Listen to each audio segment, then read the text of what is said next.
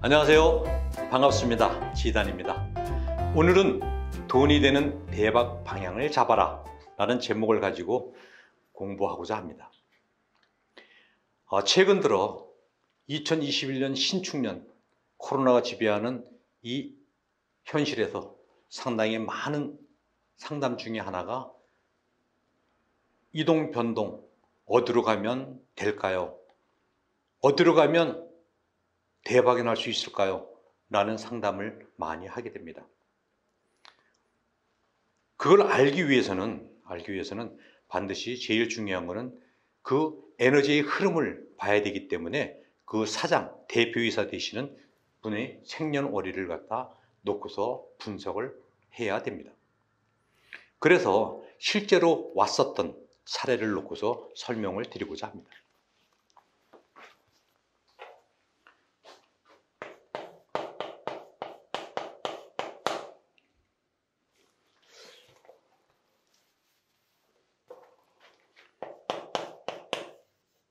이분은 갑인생 호랑이띠네요.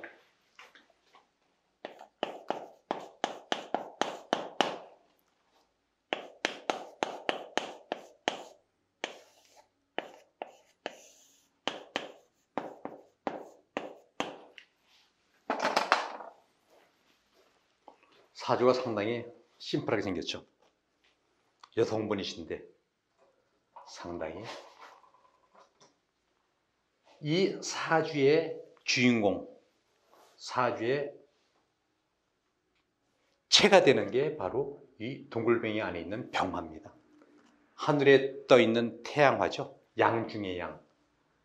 그리고 사주를 이렇게 보니까 호랑이띠가 그죠? 술과 인호술 이렇게 삼합을 해서 여기가 화국이라는 게 금방 눈에 들어옵니다. 나는 불로 태어났는데 불의 형상이 엄청나게 크게 피어오르는 걸 볼 수 있었고요. 여기에 간목은 불쏘시기가 돼서 불을 갖다 더욱더 왕성하게 확 올려줍니다. 이걸 우리는 두 개의 목이랑 화로만 이루어졌다 해서 양신 성상격 뭐 이렇게도 표현합니다. 그래서 이 사주는 목화의 기운이 와야지만 대박이 나고 그렇지 않을 경우에는 상당히 힘들고 어려지겠구나 하는 것도 조금 볼 수 있어요. 그런데 올해가 바로 신축년이죠. 신축년. 맞습니다. 신축년. 며칠 전에 상담을 했던 분이세요. 신축년을 가만히 보니까 병화일간이 신금을 보니까 그죠? 병신합이 되죠. 병신합. 이렇게 천간 중에서도 일간이 합이 되면서 이렇게 이동 변동을 할 때는 합이라고 하면 우리가 사랑이라고 얘기를 하면서 좋은 뜻으로 표현을 하는지 모르겠지만 사랑이라고 하는 것은 그 상대방한테 합으로 묶인다는 의미를 갖고 있습니다. 동결의 의미를 갖고 있죠. 그래서 상당히 답답한 이동 변동이 된다 이렇게 볼 수 있는 거죠. 이 축토를 가만히 보니까 요 인호술에서 축이 딱 오니 여기 월지, 일지 그죠? 연월일에서 여기는 국가요, 여기는 사회요, 여기는 가정이고 그죠? 여기는 내 집안 알뜰살뜰, 여기는 내 미래 이렇게도 볼 수 있는데 여기는 연, 월, 월지랑 축이 만나면서 축술미 삼형살이 됩니다.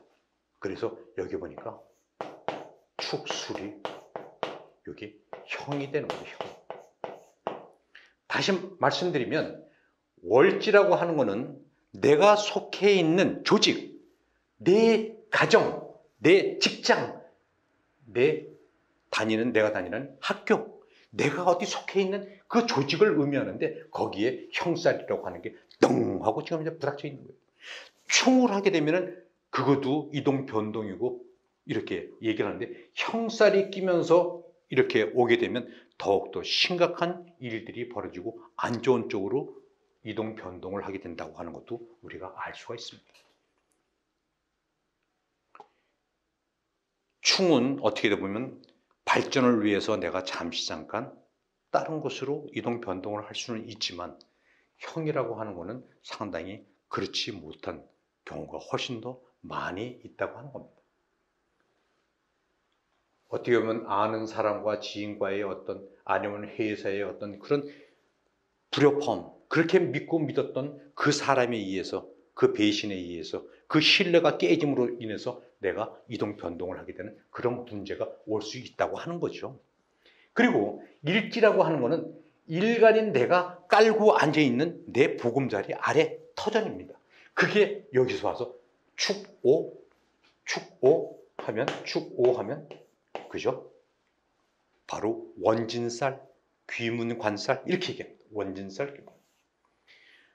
원진살은 성내면서 화내는, 짜증나는, 심리적으로 상당히 예민해지는 정신적인 충격이 큰 이런 의미를 담고 있죠. 그래서 그게 심각하게 되면 귀문관살이라고 얘기합니다. 귀문살은 귀신이 드나드는 정도로 상당히 정신적인 혼란, 착각, 정신적인 문제가 상당히 야기된다는 상당히 안 좋은 일들이 벌어진다는 겁니다. 우리가 사주원국을 갖다가 딱 보고서 먼저 얘기를 하게 되는데 이 사람이 사업을 할 사람인지 아닌지 직장을 다녀야 될 사람인지 아닌지는 이 억부용신으로 해서 신강한 사주일 때, 신강, 내가 에너지가 강할 때 에너지를 밖으로 표출하면서 공개적인 경쟁을 통해서 이익을 실현하는 사업가의 기질로 딱 들어갈 수 있는데 내가 힘이 부시부시 약하면 나와 같은 경쟁자가 저기서 야, 너 뭐해? 라고만 해도 내가 경기가 나서 자지러진다면 이 사람은 사업을 하면 된다, 안 된다? 안 되겠죠. 그래서 먼저 이 사람이 심각한지 신약한지 이걸 먼저 보고서 이 사람은 사업을 해야 된다, 당신은 사업보다는 직장이나 교육생활을 해야 된다 이렇게 판단을 해야 되는 거고요.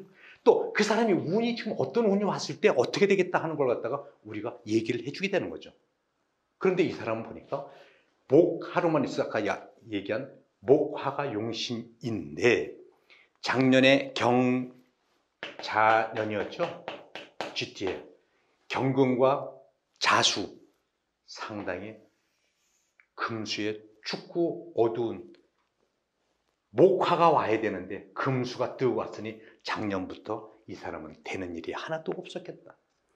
잘못하면 몸이 공곤해서 피곤이 누적돼서 상당히 상처를 입을 수도 있고 건강이 악화될 수도 있었겠다. 사업은 둘째입니다. 돈은 둘째예요. 이렇게 오게 되면 건강이 가장 우려가 되는 거죠.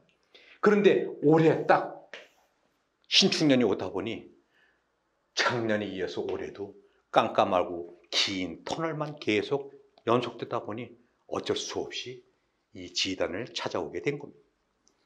어찌하면 선생님 좋겠습니까? 라고 얘기합니다.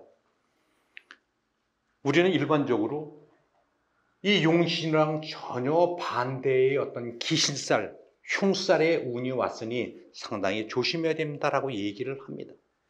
그런데 일반적인 사람들이 생각할 때 대박이 나는 좋은 운이, 기운이 왔다고 하면 그냥 자기는 가만히 있어도 좋은 일이 막 생기는 줄 알고 있고요. 나쁜 운이 온다 그러면 뭘 해도 나쁘고 안 될 줄만 알고 있어요. 절대 그렇지 않거든요. 아무리 운이 좋고 나쁘다고 하더라도 본인의 의지가, 본인의 노력이 얼마만큼 중요한지 이걸 간과하거나 놓쳐서는 절대 안 된다는 얘기입니다. 다시 말씀드리면 이렇게 나쁜 운이 왔으니 옛날 같으면 내가 10이란 노력을 했으면 열이라고 하는 보답을 받을 수 있었지만 지금 열이라는 노동을 제공을 했어도 실제로 돌아오는 건 7, 8밖에 없으니 이걸 나쁜 운이라고 우리는 얘기를 합니다. 다시 말씀드리면 옛날처럼 10이라는 결과물을 갖다가 내가 받기 위해서는 지금의 10이 아니라 12, 3을 갖다가 더 열심히 제공하려고 노력을 해야 된다는 그런 뜻이 포함되어 있는 게 바로 흉신운인 거예요. 나쁜 운이 왔다고 하는 얘기는 더 내가 바삐, 더 노력해서 더 열심히 일을 해야 된다고 하는 이걸 망각하면 절대 안 되는 거죠. 좋은 운이 왔다? 내가 일을 100만큼 하면은 옛날 같으면은 89나 98, 100을 못 미쳐도 왔던 게 운이 좋은 운이었다면 100만큼 일을 했는데 희한하게 내가 퇴근 시간 6시인데 6시 반에 정리하고 뭐 가서 이제 뭐 짜장도 하나 먹고 친구들이랑 당구도 한번 치고 와서 딱 이제 퇴근하려고 뚝 싸갖고 좀 늦은 시간에 툴툴 나가는데 해필이면 그때 내 위에 전무이사, 상무이사 아니면 사장이 가다가 김대리 이렇게 늦게까지 일을 했어? 실제로는 나는 열심히 놀고 지금 가는 건데 미안하지만 윗사람한테 비치는 건 뭐예요? 열심히 일하는 사원으로. 이게 좋은 운일 때 가는 거예요. 나쁜 일 때는 어때요? 열심히 일을 하거나 7시 반에 이렇게 퇴근을 하는데 해필이면 내가 잠깐 화장실에 급해서 갔다 오는데 자네는 불만 버저에 켜놓고 자리는 비워놓고 어디 갔다 이제 오나? 이렇게 오해받기 쉬운 게 바로 나쁜 운이라는 거죠. 그래서 흉운이건 길운이건 내가 얼마큼 내 의지로 노력으로 위해서 커버할 수 있느냐 하는 걸 갖다가 말씀을 드립니다. 그래서 대운이 들어왔다고 하는 것은 조금 더 열심히 일하면 더 큰 부자, 더 큰 결과, 더 큰 효능, 능률을 높일 수 있다는 거고요. 나쁜 운이라고 하는 것은 내가 조금 더 열심히 일을 해야 된다고 하는 그런 메시지가 있는 그런 때인 거예요. 그런데 이게 계속되는 게 아니라 올해 2020년, 2021년이 지나면 내년에는 이민년이라고 하는 상당히 큰 보따리를 갖고 찾아오는 운이 있지 않습니까? 올해만 끝나면 임묘진 동쪽으로 목의 개념으로 쭉쭉쭉 오는 걸 볼 수 있어요. 다시 한번 설명드립니다. 나쁜 운일 때 조금 더 열심히 일을 해야 된다고 하는 거, 각오를 단단히 해야 된다는 거 말씀을 드리겠고요. 참, 이 대박나는 방향을 갖다 얘기하다 보니까 상당히 다른 쪽으로 많이 흘렀네요. 이분이 장소를 갖다가 정해놓고 왔어요. 지금 3군데 후보지를 갖다가 뽑았는데 선생님 어느 쪽으로 가는 게 좋겠습니까? 그래서 여기 난과자동을 갖다 이렇게 얘기를 했고요. 이분이 지금 사시는 데는 은평구에 거주를 하고 있는데요. 그 옆에 있는 서대문구, 난과자동, 그 다음에 양천구, 신정동이죠.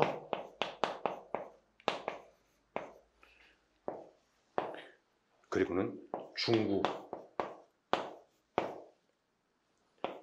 태계동,